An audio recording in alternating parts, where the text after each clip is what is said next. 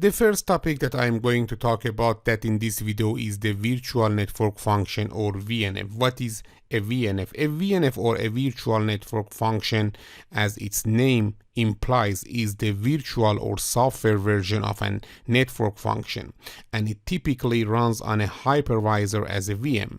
VNFs are commonly used for layer 4 through layer 7 functions, such as those provided by load balancers and application delivery controllers, ADCs, firewalls, intrusion detection system, IDS, and WAN optimization appliance.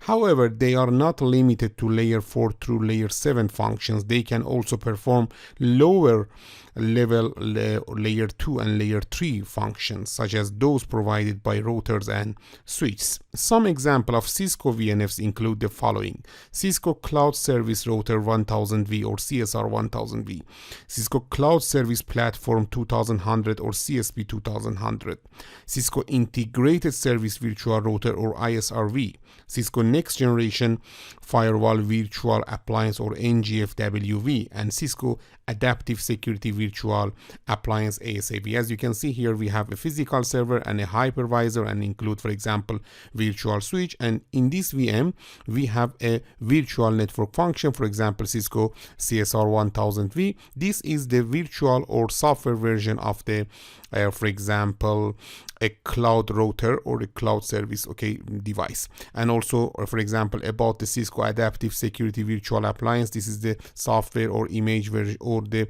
virtual version of the ASA appliance. Now let me to explain a little about the network function virtualization or NFV.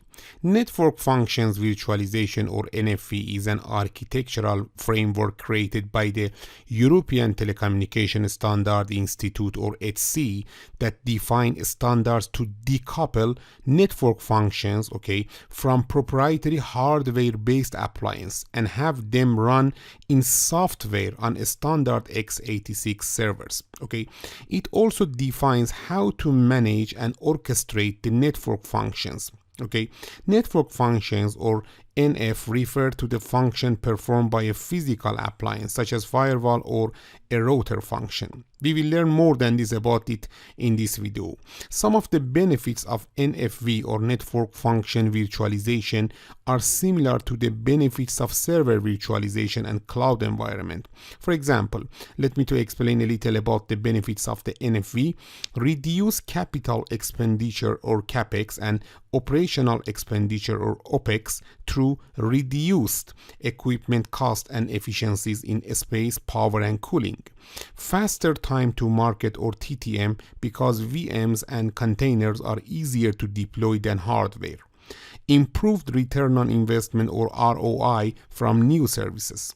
Ability to scale up or out and down in capacity on demand, elasticity.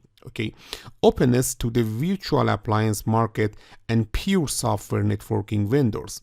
Opportunities to test and deploy new innovative service virtually and with the, for example, lower risk. Actually, this figure can show us the ETSI NFV architectural framework. We will learn more than this about it, but for now, as you can see here, we have the hardware resources, include the compute resources like the CPU, storage, and also network resources. Here we have virtualization layer, for example, a hypervisor, and after that we have virtual resources like the virtual compute resources, virtual storage resources, virtual network resources, and after that, as you can see, we have some virtual network functions like the functions that I explained previously, for example the Cisco Cloud Service Router, Cisco Integrated Service Virtual Router, Cisco Next Generation Firewall Virtual Appliance, and so on. And as you can see here, we have three important parts: Virtualized Infrastructure Manager, I will explain it, and then VNF Manager, and then NFV Orchestrator. Actually, until now we learned about the VNF, Virtual Network Function, and we know that a virtual network network function or VNF is the virtual or software version of the network function. Okay, and after that we learn about the NFV or network function virtualization. This is the architectural framework created by the ETSI. Now we will learn about the different part of the NFV, different component of the NFV with more detail. About the NFV infrastructure, it is all the hardware and software component that comprise the platform environment in which virtual network function or VNFs are deployed. Here you can see the NFV infrastructure include the, for example, hardware resources, and after that the virtualization layer, hypervisor, and also now we have the for example, virtual compute, virtual storage, virtual network. This is the NFV infrastructure, our infrastructure for running the VNFs. All of the hardware and software resources together combine and include the virtualization layer, means hypervisor, create for us the NFV infrastructure. Now let me to explain a little about the Virtualized Infrastructure Manager. The NFV Infrastructure Virtualized Infrastructure Manager, or VIM, okay, Virtualized Infrastructure Manager or VIM, is responsible for managing and controlling the NFV infrastructure hardware resources like the compute, like the storage, like the network, and the virtualized resources, means the virtual compute, virtual storage, and virtual network. It also responsible for the collection of performance measurement and fault information. In addition, it performs life cycle management, setup, maintenance, and teardown of all NFV infrastructure resources, as well as VNF service chaining.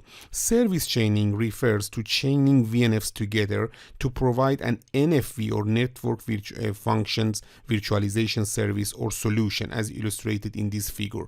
For example, in this figure you can see the multiple service chaining. Service chaining include the IDS, next generation firewall, and CSR 1000V, or IDS, next generation firewall, ISRV, or firewall and also CSR 1000V. Actually, we can say the Virtualized Infrastructure Manager is responsible for managing and controlling the network function virtualization infrastructure hardware resources and also software resources, and also it is responsible for performance measurement and fault information. Okay, also it performs lifecycle management like the setup, maintenance, and teardown of all network function virtualized infrastructure, okay, service chaining, like the examples here you can see. The next component is the element manager, or EM, also known as element management system or EMS, are responsible for the functional management of VNFs or virtual network functions. In other words, they perform fault configuration